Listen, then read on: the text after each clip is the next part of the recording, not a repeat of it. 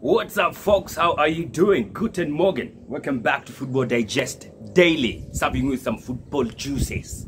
Yeah. Now Tuesday nakuwa ni my day off in terms of Football Digest Daily. You know, nafanyanga Monday, Wednesday, Friday. But Chelsea waliamua kucheza kama wao jana, which is an issue that cannot go unattended. Yes. So yesterday Chelsea sacked their coach, their legend, Frank Lampard. Yeah. He was shown the door after having a bad outing. He was shown the door after winning in an FA Cup match 3-1 against Luton. Yeah, talk of being brutal. Mande mwa Chelsea watakangi ujinga bana. Alright, so as a football fan and a football rival, of course I'm happy. Wamefuta coach wao. We called it. I recall talking about asking akina naitwaje, kina Salim Waziri and Delvin, some guys who do football stuff, dope stuff on Ebru TV. Back in last year, talking about who's gonna get the first sack, who's gonna be the first big manager to be sacked, and everybody said Frank goddamn Lampard, and it has come to pass. So as far as that goes, we are happy. We are happy. We made correct predictions. You know, it's nice. On the banter yendele juice, you know, Chelsea fans were like, oh, atapewa time, you know, Roman Abramovich atampea time. You're the legend. You're the legend wa Chelsea. Roman lazima ampe time. Hey, Roman ni kama alisahau your story. You know, so Frankie has been sacked, and I gotta say,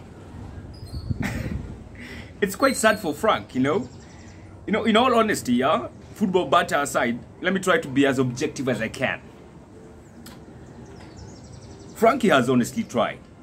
Yeah, Frankie alikuja kutoka Derby County, came to a Chelsea side that had transfer bans after selling Hazard. Now you got to be dumb if you think that had no effect on the team.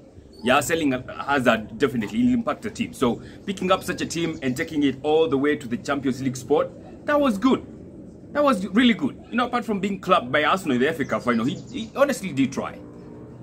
And then he was given chums to spend over the transfer window over the summer, and he spent £205 million, which was crazy because tulikuwa time ya pandemic, so you did not expect someone to splash, you know, such amounts of cash, right? He did. And for some time, it seemed like he was doing well in this season that we are in. He seemed like he was having a good one. I mean, September, October, November, Chelsea walikuwa sawa. In fact, as at that period in time, they were being talked about as title contenders, right? I even think when we were getting to December, they walikuwa top in the Premier League or something. Yeah, somewhere around the end of November, Chelsea walikuwa top. And then December ikafika. Kukakaa tukielekea Jamhuri Day, wakapigwa sijui na Everton. Wakaenda Boxing Day tukawapiga. Wakaenda hivyo wakapigwa na Manchester City, and they continue struggling with the big six sides, traditional big six sides. They could not beat them. I actually saw yesterday, out of the teams in the top 10 right now, they have only won against one team, that is West Ham United. Hizo zingine zote, I think 4 draws and 5 L's. So a terrible record to say. But if you look at this season, we are in a different season right now. Everybody is having a rough patch. Everybody has had a rough patch. United, when you were top, they had a rough patch when they were starting off. Let's not lie to one another. Manchester City, they had a rough patch when they were starting off also. Nakumbuka, kuna 2 game which niliona Manchester City wakiwa bottom half of the Premier League. And that is news. That does not happen. Right? So everybody has struggled. Manchester City has struggled. Liverpool, as we speak right now, they are struggling. Liverpool, of all other teams, have gone 5 Premier League games without scoring. That is news. That is a struggle. Arsenal, sisi hata tujamaliza story yetu haijaisha kabisa. We were struggling. We've been struggling throughout this whole season. We are starting to come back slowly but surely. So everybody has struggled. Tottenham, they were top somewhere for a couple of game weeks, and then they wakashuka hadi sijui number 7. Now they are trying to get themselves back to the top 4. So it's been a crazy season. And that's for me, that's why I feel like Lampard angepewa some time. Angepewa some time. You should have been given some more time if you ask me. But again, Abramovich ni nani? Yeye hawezi tumia £200 million ati angoje sijui upewe time ya projects. Hata nilisikia Pep jana akisema, you know, people be talking about projects and stuff. If you are not winning in the Premier League, you're gonna get sacked. You're gonna get sacked. And you could say, okay, maybe walifuta Frank Lampard mapema, but you could also say maybe they salvaged a drowning or a capsizing ship or boat. You could say, it could also be argued that waliona hapa kunaenda vibaya, but la tungoje until we drown. Ama we start capsizing kabisa. Let's change the tune. Let's change some things, and let's start off with the coach. So yeah, there are 2 ways of looking at this whole shit, but You know, as far as I'm concerned, I don't really care. I don't give a shit. Okay? But objectively, I felt like Frankie should have been given some more time. Wamejaribu, man. Kila mse struggle this season. It's not the first one. It's not gonna be the last one. So, yo, Chelsea should have waited a kidogo. Watulie kidogo. Alafu nasikia bado he's not been given time to say goodbye to his players or to the players. And I'm like, come on now. Now you're just pushing it. I mean, pay at a time I end, I say goodbyes. Go say his goodbyes to the players. Come on, man. Really? That is super classlessness by Chelsea. If there's any such word, you know. So yeah, Frankie has been fired. He has won the sack race. We've won in terms of predictions. Chelsea fans, mulisema sijui atapewa time na Abramovich. Iko wapi hiyo wakati? Ajua Abramovich alikuwa asikia Chelsea wakisema hivyo, wako like Chelsea fans wakisema ati tampea time. Ulisikia wapi? Mimi nikapea mtu time after nimpe milioni 200. Wewe unijui vizuri. You know, and of course the hiring and firing era of Chelsea continues even with their legend. Yeah, honestly I feel like Chelsea wangempea more time, man. To be honest, I thought wangempea more time, you know, for Banton ndio tuendelee kuona wakistruggle. Because you know, as rival fans, you love seeing them struggle. We do, no lie, we absolutely do.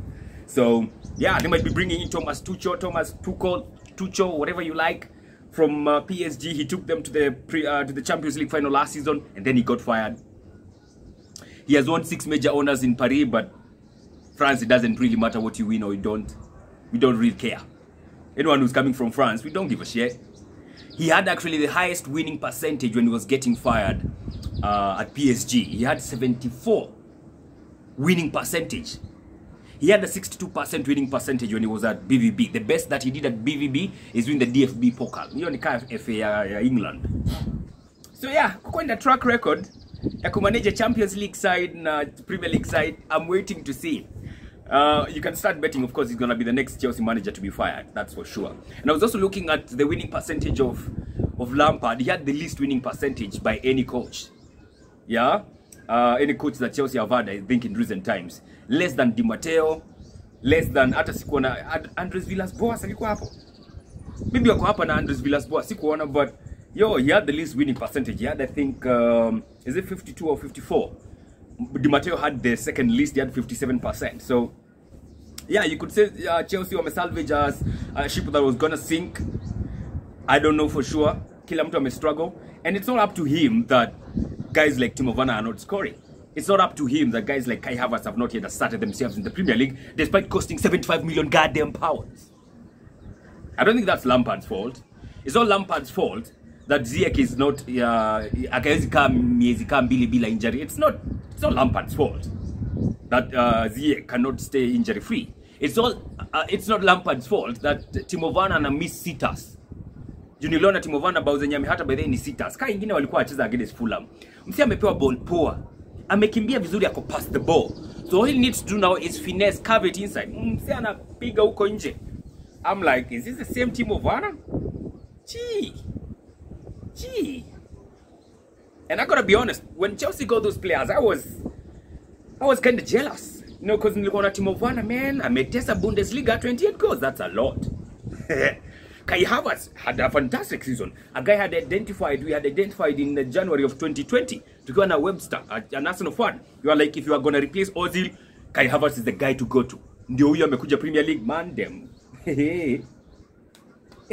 He's the epitome of struggle. Yeah.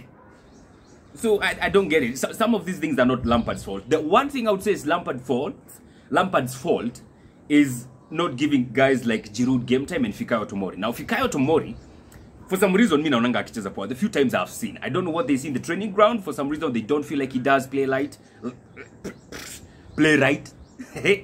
And so they have taken him on loan to AC Milan. I don't know. Fikayo Tomori versus Zuma. I think I would go for Fikayo. But Tomori, Zuma had done a fantastic season, lakini sasa sijui ni injury ama ni nini. Sasa inaanza kuona Rudiger. Yeah. Olivier Giroud. Sijui Lampard nini na Giroud. Giroud anamchezeshanga tu Champions League games. Giroud anacheza Champions League, anaenda na kumuta Sevilla. Alafu anaenda wacheza Premier League game anakulishwa bench. I'm like, what the fuck is going on? And Giroud is a top scorer since January 2018. No one in Chelsea has scored more goals than Giroud there. So why he doesn't get game time for me, I don't understand. I don't get it. Giroud, the last time alicheza Premier League game hata sikumbuki ni gani. Kuanza. Aye.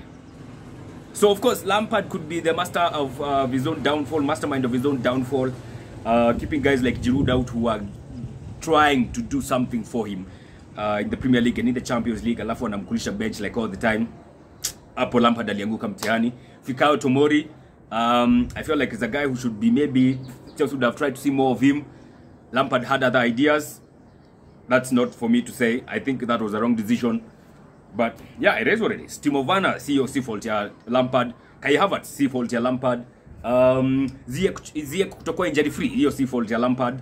It is not Lampard's fault. So it is what it is. And then of course the success rate of the English managers continues. English managers in the Premier League, wanapigangwa tu kalamu toka vamus. You know, and Lampard may join your bandwagon. So let's wait and see who's going to be appointed as coach. I understand it's going to be Thomas Tuchel. Let's wait and see where Lampard is going to go. I feel sorry for him, to be honest. But it is what it is. Chelsea wamekula L hapo in terms of the sack race. Continue. Long may it continue. Acha tuone ka Thomas. Unajua sasa kuleta coach mpya time kaa hii. You don't know kama ataanza. He should hit the ground running. Hana any other option. Due to second half of the season hapa ni teketeke. Hapa ni teketeke. Kuna FA inakuja. Kuna Premier League ndio hiyo. Kuna Champions League inakuja February ikienda kuisha. Yo. Tricky sana. So Thomas better get his act right or he's going to be the next he's going to be facing the firing squad. Yeah, Abramovich sometime in November this year. Yeah.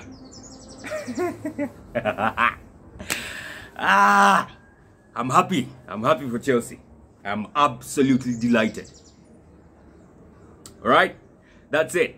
So, yeah, this was more or less like Chelsea Digest, yeah? Because nimeongea tu kuhusu Chelsea. I'm excited about that. You know, fuck them all. Fuck him. Alright, today we're going to be having our match digest from 8 o'clock. Don't fail to join us. I think I'll go with my usual culprit. But intajua. But yes, from 8 o'clock we shall be having the match digest live on Instagram. Because Arsenal is going to be playing today. As we wait for Martin Odegaard to be confirmed as the newest Arsenal player to be playing at the Emirates Stadium. So it's going to be a good day, this one. Have a terrific Tuesday.